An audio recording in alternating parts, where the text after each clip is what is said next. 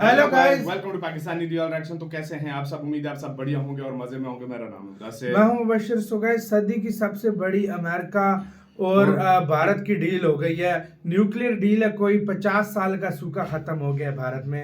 इतनी बड़ी ये डील कहा जा रहा है, डील ऑफ द डेकेड बोला जा रहा है इसको। तो भाई बिना किसी देरी के देखते हैं, काउंट करते हैं 3 2 1 एंड स्टार्ट। दोस्तों, हाल ही में अमेरिका के द्वारा जब उनके एनएसए भारत के दौरे पर आए हुए थे, उस दौरान उन्होंने ये कहा था कि कई दशकों से भारत के ऊपर जो न्यूक्लियर सेक्टर में प्रतिबंध अमेरिका के द्वारा लगाए गए हैं, उसको अमेरिका हटाएगा। ये भारत और अमेरिका के रिश्तों में एक काफी बड़ी डेवलपमेंट थी। हालांकि उसके बाद अमेरिका की तरफ से कोई प्रतिबंध हटाए गए, इसको लेकर कोई भी खबर सामने नहीं आई। लेकिन अब खबर आ रही है कि अमेरिका ने भारत के 3 बड़े संस्थानों से प्रतिबंधों को हटा लिया है, जो कि न्यूक्लियर सेक्टर में भारत और अमेरिका की नई साझेदारी की शुरुआत है। बुधवार को यानी कल अमेरिका ने भारत के 3 प्रमुख न्यूक्लियर संस्थानों पर लगे प्रतिबंध को हटाया। ये संस्थान है भाभा एटॉमिक रिसर्च सेंटर यानी BARC, Indira Gandhi atomic research centre यानी IGCAR और इंडियन रेयर अर्थ्स यानी IRE। यह फैसला अमेरिका के वाणिज्य विभाग के bureau of industry and security BIS ने लिया। इस कदम का उद्देश्य भारत और अमेरिका के बीच सिविल न्यूक्लियर समझौते को पूरी तरह से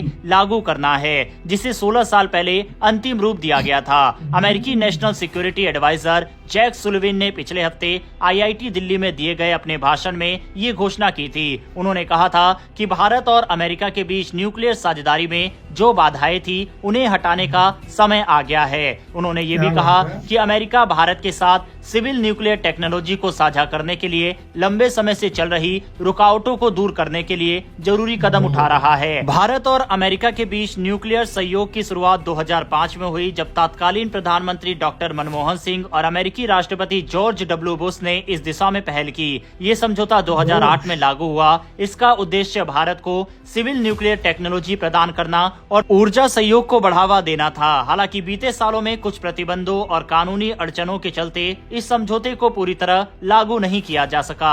लेकिन अब इन 3 संस्थानों से प्रतिबंध हटाकर अमेरिका ने इस दिशा में बड़ा कदम उठाया है। वहीं इस कदम के कई बड़े फायदे हैं, जैसे कि ऊर्जा सहयोग। भारत और अमेरिका के बीच न्यूक्लियर टेक्नोलॉजी साझा करने का रास्ता साफ हो गया है। इससे भारत को स्वच्छ ऊर्जा के क्षेत्र में तेजी से प्रगति करने में मदद मिलेगी। दूसरा है वैज्ञानिक शोध। अब दोनों देश मिलकर न्यूक्लियर टेक्नोलॉजी और विज्ञान के क्षेत्र में नई खोजों पर काम कर सकेंगे। तीसरा है रणनीतिक साझेदारी। इस कदम से भारत और अमेरिका के बीच रणनीतिक साझेदारी और मजबूत होगी। ये साझेदारी सिर्फ ऊर्जा तक सीमित नहीं रहेगी, बल्कि रक्षा और तकनीकी क्षेत्रों में भी बढ़ेगी। वहीं चौथा है पर्यावरण को लाभ। स्वच्छ ऊर्जा तकनीक के माध्यम से दोनों देश अपने अपने कार्बन उत्सर्जन को कम कर पाएंगे। अमेरिका के वाणिज्य विभाग के मैथ्यू बर्मन, जो एक्सपर्ट एडमिनिस्ट्रेशन के प्रमुख हैं, उन्होंने कहा ये फैसला दोनों देशों के साझा ऊर्जा सुरक्षा लक्ष्यों को पूरा करने के लिए लिया गया है। वहीं इस फैसले के साथ ही भारत अमेरिका न्यूक्लियर साझेदारी को एक नई दिशा मिली है। हालांकि अमेरिकी national security adviser Jake Sullivan ने यह भी माना है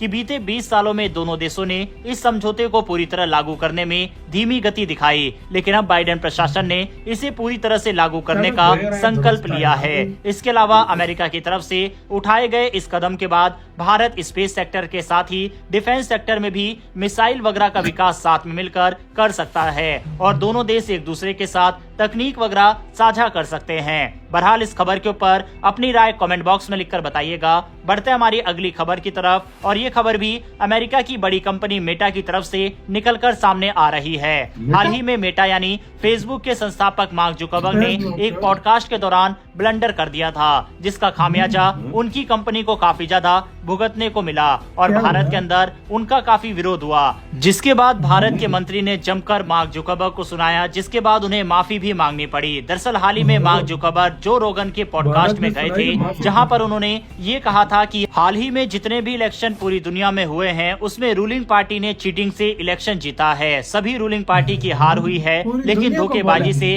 वे वापस सत्ता में आए हैं और इसमें उन्होंने भारत का नाम भी लिया था। ये बयान भारत के इलेक्शन प्रक्रिया, सरकार, पुलिस, फौज और भारत की डेमोक्रेसी पर सवाल खड़े करता था। मार्क जुकरबर्ग के इस बयान के बाद तुरंत भारत के केंद्रीय मंत्री अश्विनी वैष्णव ने जमकर मार्क जुकरबर्ग को सुनाया। इसके अलावा खबर ये भी आई कि भारत का पार्लियामेंट्री पैनल समन करेगा मार्क जुकरबर्ग को और उनके खिलाफ प्रॉपर जांच बिठाई जाएगी, साथ ही एक्शन लिया जाएगा। भारत के अंदर अपनी फजीहत को देखते हुए तुरंत मेटा की तरफ से इस पर माफी मांगी गई। आप आर्टिकल बकायदा रेफरेंस के लिए देख सकते हैं। इसके पीछे कारण ये था कि फेसबुक और इंस्टा से भारत के करोड़ों लोग जुड़े हुए हैं। ऐसे में कंपनी का काफी सारा प्रॉफिट सिर्फ भारत से ही आता है और ये डर कंपनी को सताने लगा कि कहीं भारत कोई बड़ा एक्शन ना ले ले। इस वजह से तुरंत इस मुद्दे पर माफी मांग ली गई। मार्क जुकरबर्ग अच्छी तरह से जानते हैं कि भारत ने किस तरह से टिकटॉक जैसे बड़े प्लेटफॉर्म पर भारत में बड़े यूजर बेसिस के बावजूद बड़ा बैन लगाया था। अब माफी तो मांगी गई है, लेकिन यहाँ पर हमें अपने खुद के सोशल मीडिया प्लेटफॉर्म के ऊपर काम करने की जरूरत है। साथ ही पिछले कुछ समय से अमेरिका के बड़े बिजनेसमैन, जिसमें चाहे इलॉन मस्क हो या फिर मार्क जुकरबर्ग, दूसरे देशों के खिलाफ इस तरह की बयानबाजी करके वहाँ के इलेक्शन प्रोसेस और कई तरह की चीजों में इंटरफेयर कर रहे हैं, जो कि काफी गलत है। इस चीज पर हमें सतर्क रहने की जरूरत है और इस तरह के तुरंत बयान के खिलाफ बड़ी कार्रवाई ऐसे ही करनी चाहिए। बहरहाल इस पूरे मुद्दे पर आपकी क्या राय है, कमेंट बॉक्स में लिखकर बताइएगा। इन्फॉर्मेशन और वीडियो पसंद आई हो तो इसी के साथ तो यार वीडियो खत्म। इनका काम है भाई, तुम अपने काम से काम रखो, दूसरे को देशों में उंगलमारी न करो तो ज्यादा बेटर है। तुम उस दिन इलॉन मस्क पाकिस्तान पे बोल के आज ये उस पे बोल पावरफुल बंदा भी झुक जाता है, सिर्फ झुकाने वाला चाहिए। इंडिया ने फौरन बाद में कहता है इंडिया नहीं है, फिर औकात पे इंडिया ले तो सोचो अगर ये इस तरह माफी न मांगता, मैं तो पहले इंडिया कर देता बहन, इंडिया का तुम्हें पहले बता, ये माफी न मांगता, इंस्टा जाता, फेसबुक जाता, अगर तुम कहते हो ना व्हाट्सएप जाता, दुनिया इसकी आधे से ज्यादा कह लो, आधे से ज्यादा यूजर इंडिया आधे से ज्यादा कह लो, इसकी जो इनकम जनरेट बढ़ जाती वो बढ़ जाती। और भाई दूसरी बात मैं आपको बोलूंगा, इंडिया एक बहुत बड़ी मार्केट है, इंडिया को ये हल्के में ले रहे हैं, फिर माफी मांग के उसने अकलमंदी की है, नहीं तो ये बर्बाद हो जाता। सही बात है, सी बात है, उसने अकलमंदी और भाई साहब दूसरी बात, अगर पोल करा लो आज भी तुम्हें पता लग जाएगा कौन कितना ज्यादा पूरी दुनिया के लिए यार साफ शफाफ इंतखाब हुए और ये ऑपोजिशन के लिए, हाँ, और ये उठकर मुंह उठाकर आ गया से आके उठा के। और दूसरी बात आते हैं अब उसकी तरफ, मेन टॉपिक की तरफ, डील ऑफ द डेकेड हो गई है India. Deal of the decade, 3 संस्थाएं जो थी, मतलब वो कंपनीज थी, उनके ऊपर से मतलब उन्होंने जो प्रतिबंध उनके ऊपर लगा था उठा लिया, उनके ऊपर से मतलब इन पे उन्होंने लगा के रखा। बहुत बड़ी बात है अगर देखा जाए यार। ये एक मैं कहता हूँ आने वाला टाइम अमेरिका और इंडिया के लिए और ज्यादा इनके रिलेशन स्ट्रॉन्ग होने वाले, स्पेशली ट्रम्प के दौर में। अगर ये बिल्कुल देखा जाए, और बाइडेन जाते जाते बड़ी खुशखबरी दे गए इंडिया को, सच बात है, जाते जाते बड़ी खुशखबरी दे गए, चलो इंडिया के साथ कुछ रिलेशन अच्छे कर जाए। सही बात है, सही बात। भाई साहब आपका क्या कहना है इस सारे मामले के ऊपर, अपनी राय दें कमेंट सेक्शन में। मतलब आप क्या सोचते हैं यार, लेकिन मजा आया वाकई में। तो भाई लाइक कमेंट शेयर सब्सक्राइब करना गाइस मत भूलिएगा। अपना बहुत ज्यादा ख्याल रखिएगा। तो यार